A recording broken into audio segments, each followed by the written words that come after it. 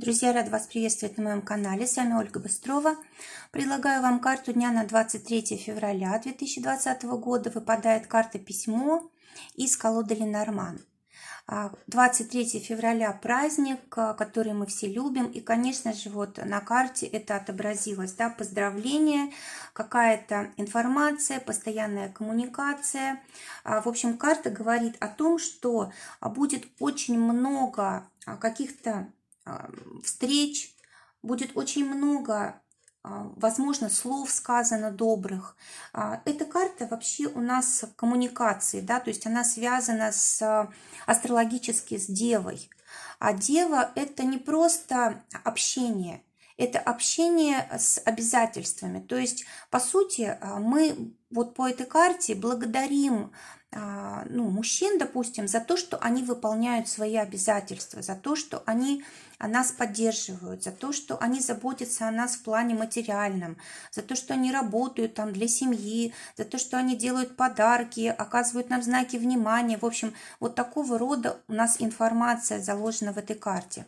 Также карта у нас связана с семеркой. А семерка – это всегда партнерство, да, то есть самое важное для нас в этот день – это наш партнер, то есть мы его благодарим, мы его поддерживаем, мы им восхищаемся.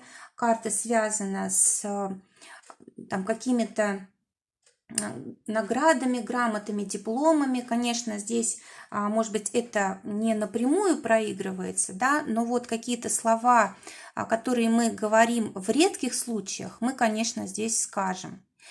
Также карта вот связана с приходом каких-то неожиданных известий, новостей. Может быть, действительно для кого-то чьи-то слова, чье-то признание будет неожиданными, да, может быть, неожиданностью.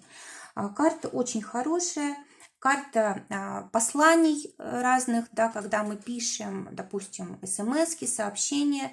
Может быть, кто-то будет в это время в пути, и мы вот именно таким образом общаемся.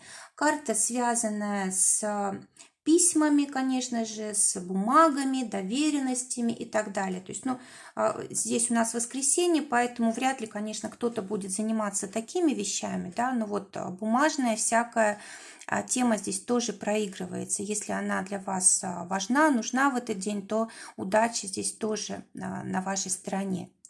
И, конечно же, карта говорит о том, что нужно уделять внимание тому, что нам говорят, то есть как бы с благодарностью к этому относиться.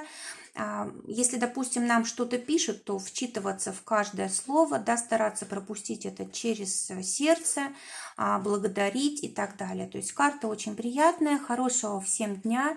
Друзья, всего вам доброго, до новых встреч.